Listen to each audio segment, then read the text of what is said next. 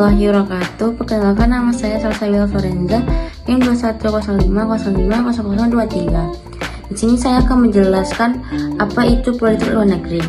Politik luar negeri adalah kebijakan, sikap, dan langkah pemerintahan Republik Indonesia yang diambil dalam melakukan hubungan dengan negara lain, organisasi internasional dan subjek hukum internasional lainnya dalam rangka menghadapi masalah internasional guna mencapai tujuan nasional. Secara umum, politik luar negeri masuk ke dalam konsep hubungan internasional bersamaan dengan hubungan luar negeri dan politik internasional. Tujuan politik luar negeri: yang pertama, mempertahankan kemerdekaan bangsa dan menjaga keselamatan negara.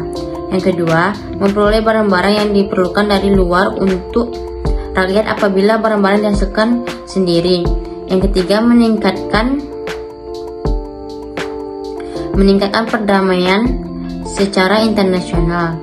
Yang keempat, meningkatkan persaudaraan segala bangsa. Baiklah, saya akan menjelaskan tentang politik luar negeri Indonesia pada masa Orde Lama. Nah, pada masa Orde Lama ini, politik luar negeri Indonesia di kepemimpinan Soekarno menjadi romantisme lahirnya pedoman politik luar negeri Indonesia yang hingga saat ini masih menjadi acuan.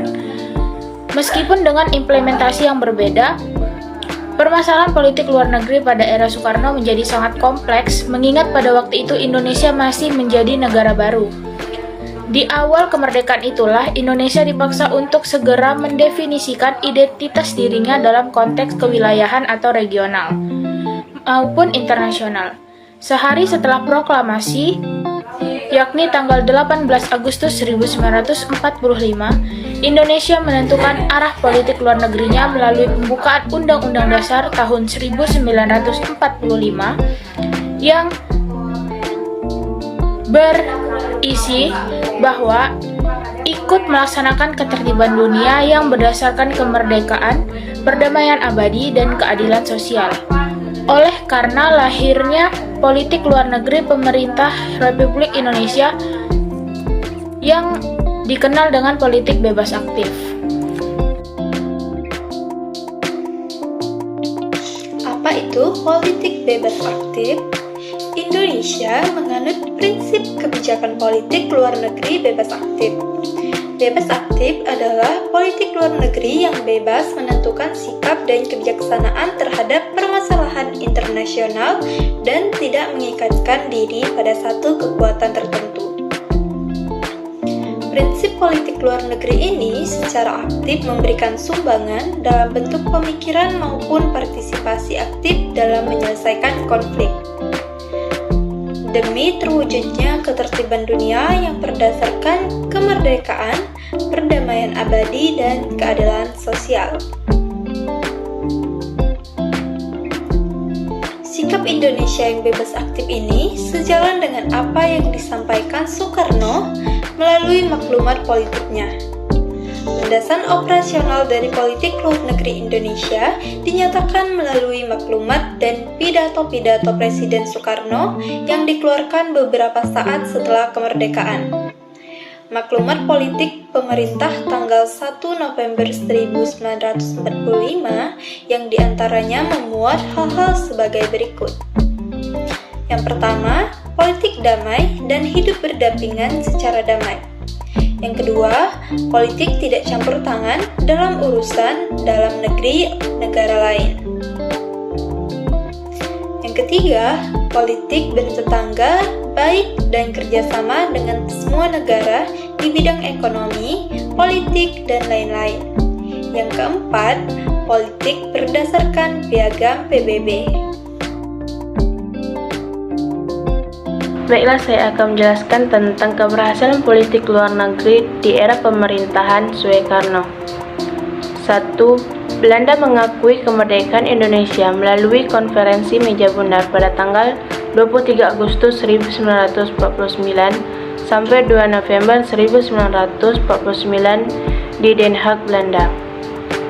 2. Indonesia berhasil merebut kembali Irian Barat dari Belanda melalui jalur diplomasi dan militer.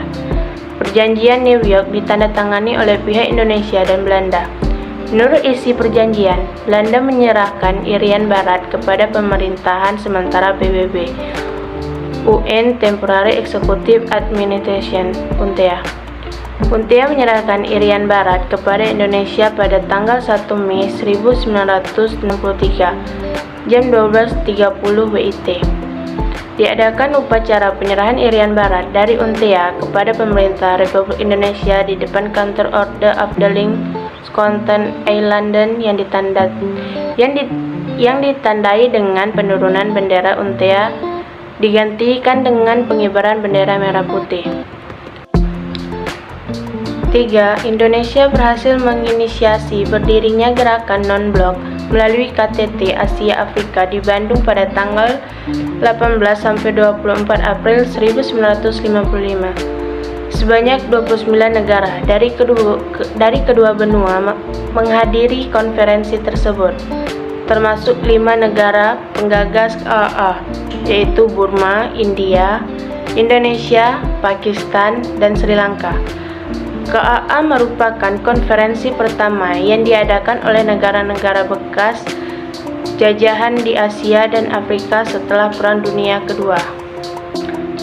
4. Indonesia menjadi inisiator atas pembentukan politik Mercosur yang mengakomodir negara-negara bekas penjajahan di Asia dan Afrika, juga tidak terkategori dalam blok Barat dan Timur. Dalam Ganevo atau Games of the New Emerging Forecast dan Conevo Conference of the New Emerging Forecast.